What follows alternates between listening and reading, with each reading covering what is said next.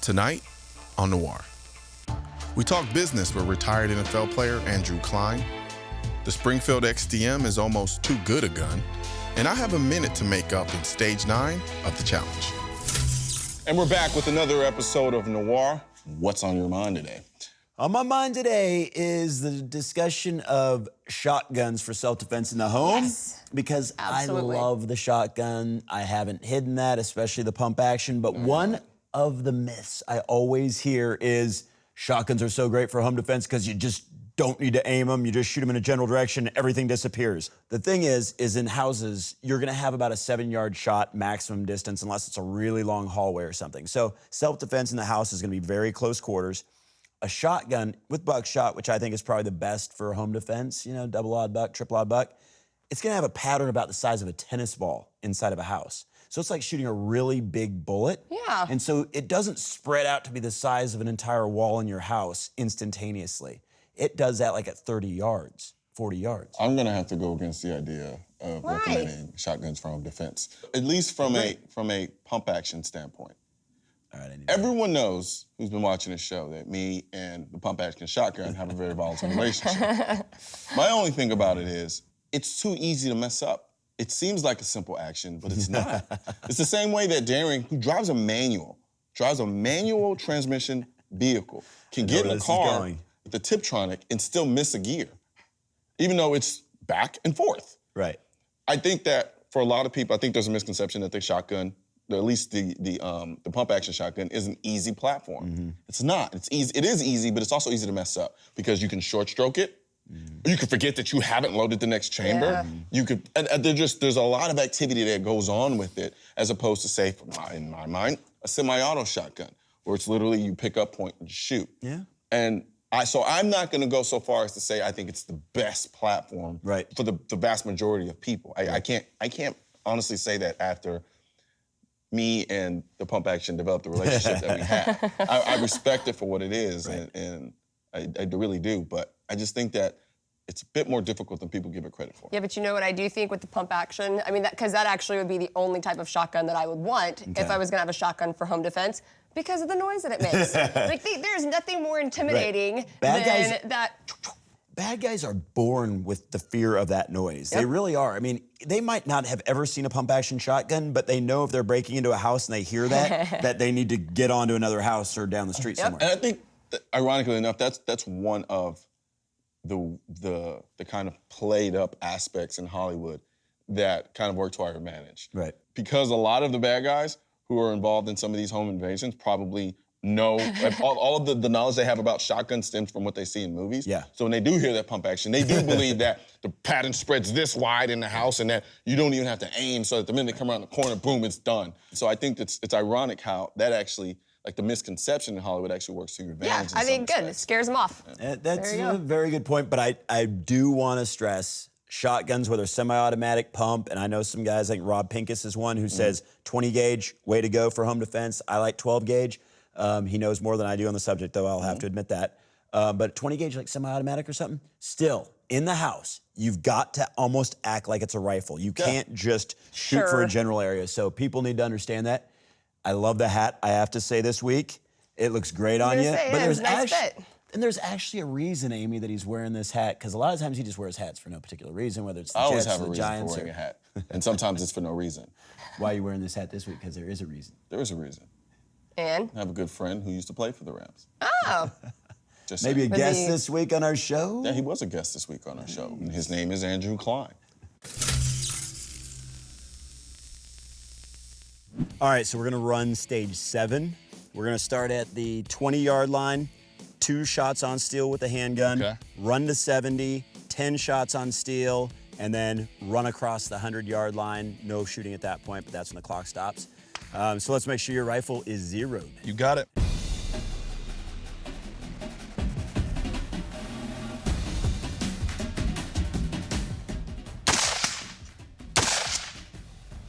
Nice. Do you have a bullet on you? I need a bullet for my bullet button. Looks like that thing is on. What the hell is a bullet button? That's what we have to have in California. It's a button that makes it so you can't release your magazine. What evil son of a bitch came up with that? Let me get this straight. So you can't release this. Yeah. Okay.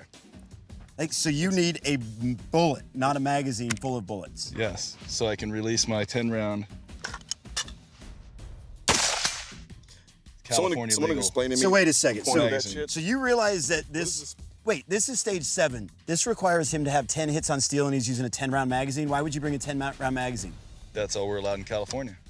We're in America today, so you're gonna be using 30-round magazines. It's funny because you have an American flag on your gun. I know, I had to counterbalance. I had to counterbalance the That doesn't California really make a lot law of with sense. America. I was gonna say, MURICA.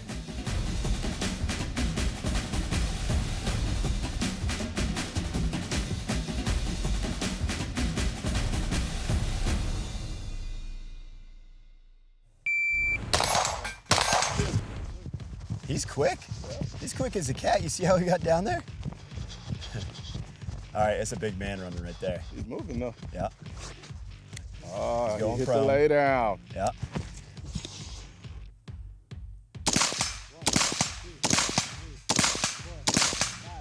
He took a little time to get set up, but I mean, it wasn't that he was going down, so. Look at that. Damn, he got him quick. Oh yeah, whoa! That is a big man running right there. Sometimes I pray for him to do boldly. Like that. Oh, See, he's gonna be pissed. oh, I get to make fun of him at dinner tonight Yeah, that I got it in 2 and it took him 3, huh? All right, right now. Make it even worse and buy his dinner. Right now, my guess is he misses 2 shots here. That might be wrong.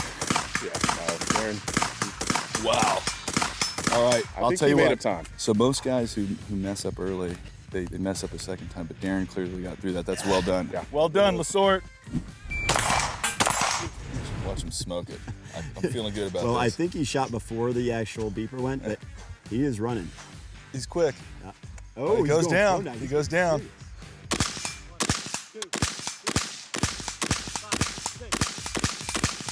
That guy can shoot quick. Yep. All right, here he Go, is. baby, that IT It'll be a good band's gonna time. hold It'll be a up. good time. Oh, yeah.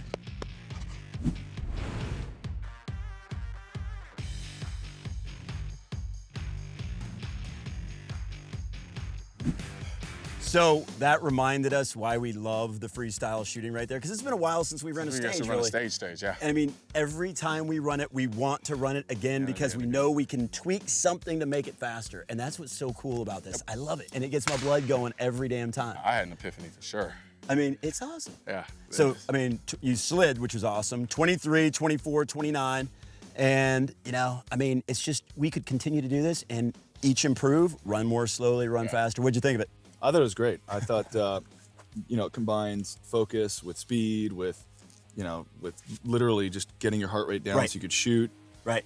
You got the competitive juices flowing. I loved it. And I want to you- go and- again. And you are a competitor. I mean, having played football all your life, including into the NFL. So you said something when you went prone, getting down, getting up quickly. That's something you did in a game all the time. You had to get up and make another block. Right. Dude, he got so fast. Cat. He was a cat. And I was like like, that. whoa. I was like, I don't remember how you got up. I don't know if you went knees first. I don't know if you sprung Right. up. I But it just was boom. Yeah. I mean, it was like an explosion. And that is, so we talk about what makes a good shooter athlete.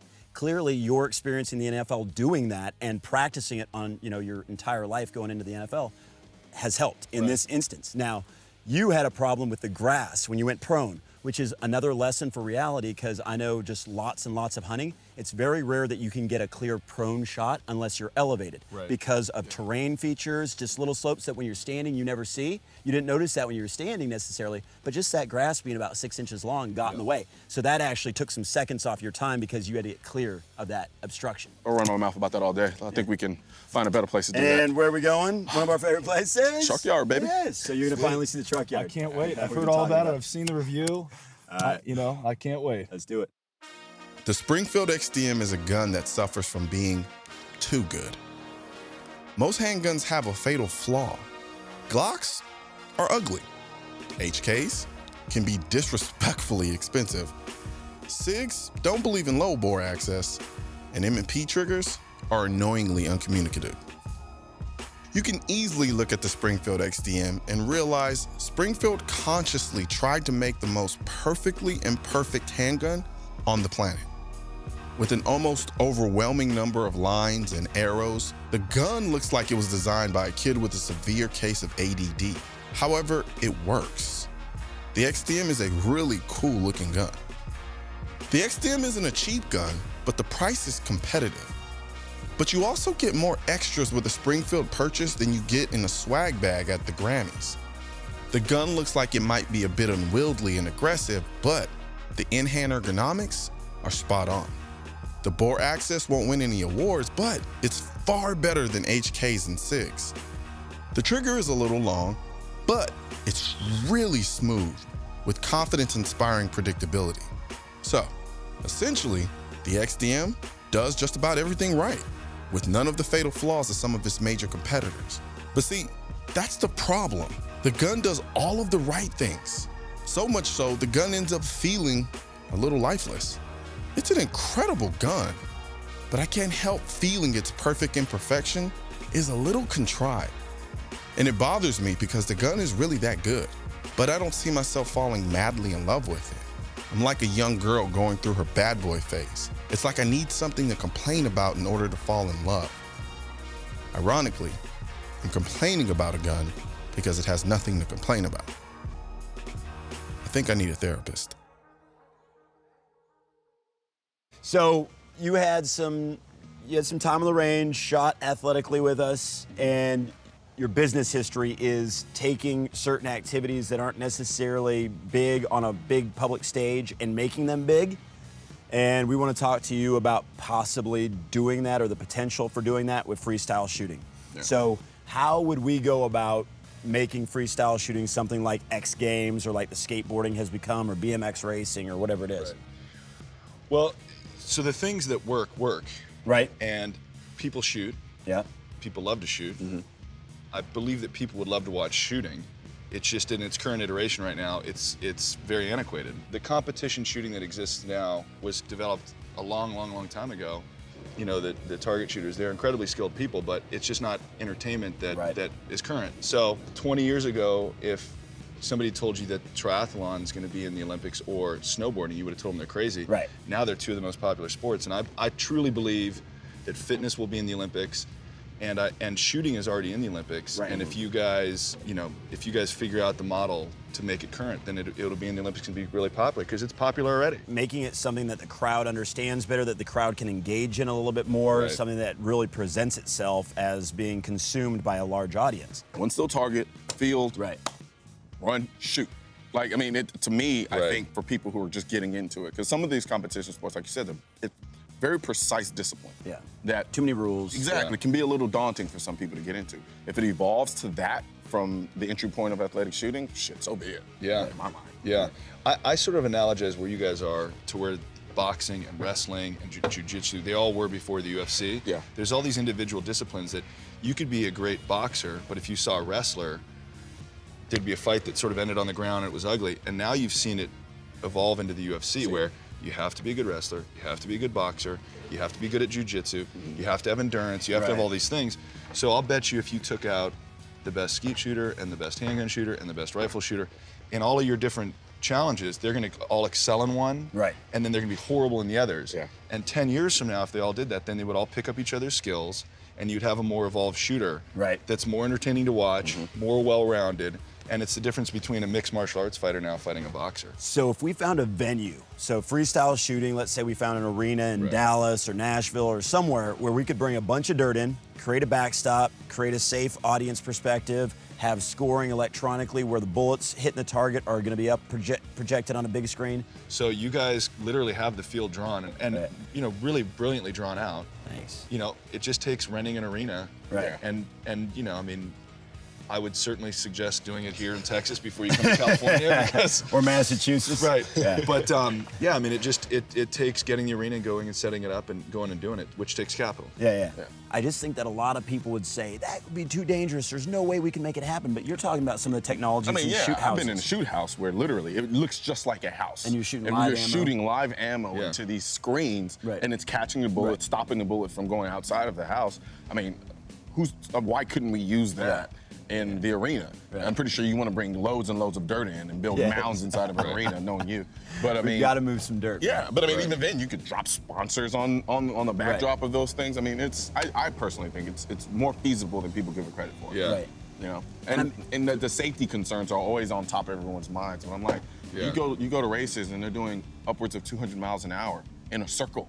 It's really all about the responsibility of the people involved. Right. Yeah. That really what it boils down to. Pretty much everything in life is dangerous. Right. This platform will be a constant, steady reminder of that, because you'll see the pros out there practicing safety at the highest Fingers levels. off the trigger when they're moving, all Right. that. Yeah. And they're the best in the world. They're not complacent about it. You're right. Well, we appreciate Totally. it, man. It's exciting stuff. It's not impossible, like you said. Some of the activities that are in the Olympics right now, like snowboarding and whatever else, no one 20 years ago would have ever thought it possible. Yeah. Now it's reality. I actually think that this sport is somewhat like the Indian Cricket League in India. India, who is, loves cricket. It's their national sport, right? Okay. And you had all these people who wanted to consume cricket. Right. But the events before were these 7-day events, and they were, mismanaged, misrun. And so some smart business guys went in there and made a 1-day, quick, short event like a sport should be. Okay. They brought in the right business practices, and within years you saw these teams sell for hundreds of millions of dollars. Wow. And their content is worth billions of dollars, right? Jesus. You guys have what they have. You have a country who is founded on the principles of the Second Amendment. First, second, all these amendments. You have millions and millions and millions of active, healthy shooters out there who would love to watch this that don't have it. Right. Yeah. And if you put it together the right way, like in India, you're gonna have an immediate audience. You're not having to educate people on it like the UFC had to, and like triathlon had to, and how CrossFit's having to now. But people already get it. They already want it. He just calls They want it. athletic shooting cricket. That's awesome. I've never heard it. I kind of like it though. Go. All right, athletic shooting, cricket, India, U.S. Cheers.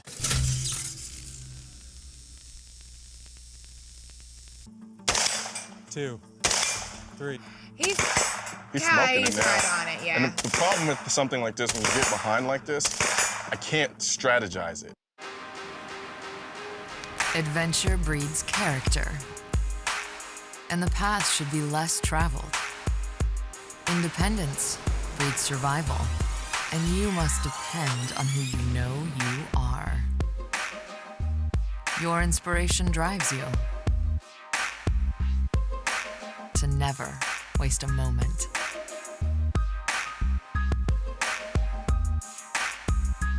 As a pioneer, an advocate, a gun owner, it's time to celebrate your lifestyle every single day.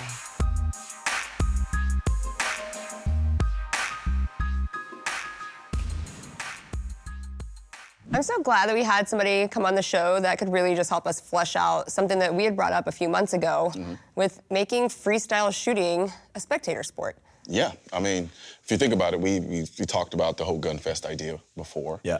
And, a lot of people were on board with it, but then there were a lot of people who immediately jumped to the safety concern aspect of it. Yeah, which is a valid concern. Yeah, but it was good to kind of witness it through his eyes as he made the vision seem even more plausible than before. So I just love how he does have that vision deep into the future. He's done it with other sports teams, other sporting activities as a businessman at Park Lane. I mean, I really envy that because I don't have that kind of vision, but he does, and he really thinks and believes that freestyle shooting has a future. You can tell. I mean, and he just gave us the tools to continue to dream big. Right. Well, I know, speaking of competitions, people will probably want to see what's going to happen in the next course. So, Katie, can you catch us up to where we're at right now? Okay, so after stage 8, Colion, you are running at 6 minutes and 35 seconds, and LaSorte, you're running at 5 minutes and 37 seconds. So, but I'm ready for everyone to see stage 9. Me too.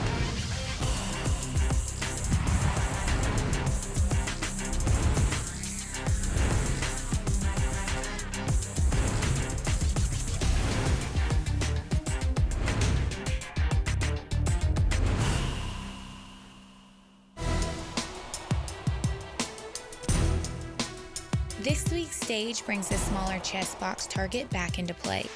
Starting from a standing position at 100 yards, shooters have to go prone immediately to square up a single AR shot on the box. After a hit, they'll run forward for 10 chest box hits from the 50-yard line. This very short stage is unforgiving to anyone who struggles to land their 100-yard shot quickly. So look for both shooters to take a bit of extra time to make sure their first shot hits pay dirt. All right, as we watch LaSorte get geared up for this, this is all about precision and accuracy because it's not just hitting the steel, it's hitting the chest box. What do you think about when you're getting ready to shoot this rifle when it's so precise and so about that accurate shot? I usually try to think smaller than the actual target. Okay. So if I'm aiming at the chest box, I'm aiming at something smaller. And so that's typically how I feel like I get on target. Gotcha. You're a lot faster up and down than he is. Well, the problem for me, though, is getting that first shot set. Right.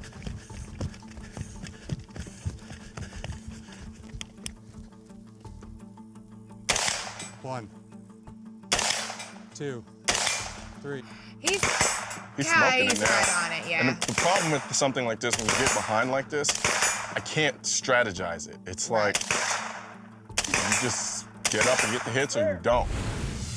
All right, how we do? We are registered at 36.13. 36.13.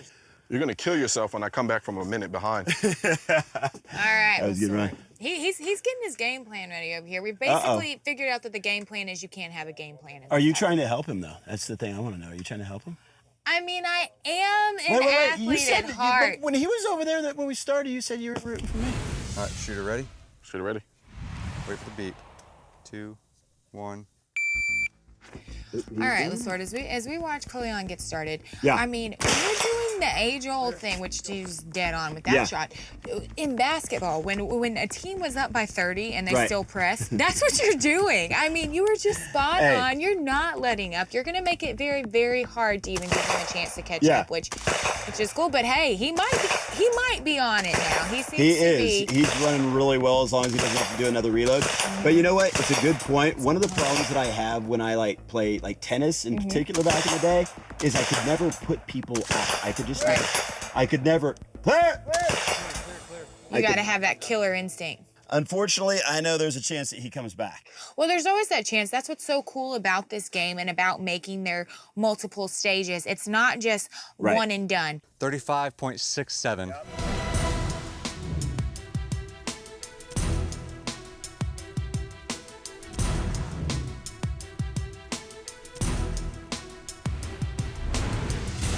Hey, way to go. That was a good time. Were you happy with your time? I am now.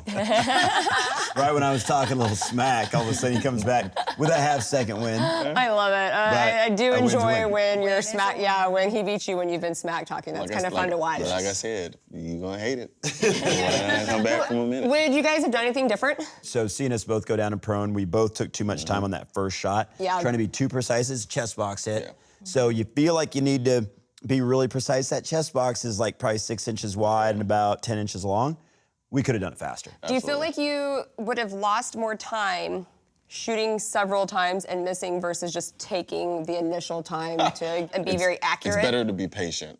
More patient, err on the side of patience than speed. Can we write down the day? I never thought I'd hear Colion say that after seeing him That's shoot. why I was so confused. I mean, I saw taking those last 10 shots. I'm like, he is really focusing on accuracy. That's the real question. He has his own mind. Right. It's a separate entity. And you have conversations with it. Sometimes listens, sometimes doesn't. But the other thing I'd do differently is when we ran forward and had the 10 chest box hits, going prone. Going back to prone would have been well worth it because you're so much more stable, so much faster. We both shot standing. Not only that, at the end of it, we were done. It's not like I had to get back up and then sprint somewhere else. Cool. So, Katie, tell everybody where we're at right now. Okay, so even though Colion did win that stage, we're proud of you.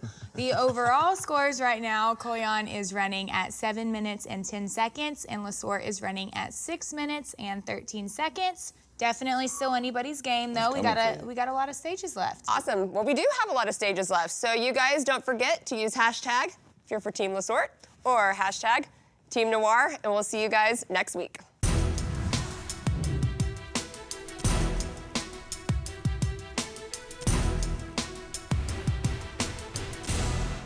Next week on Noir.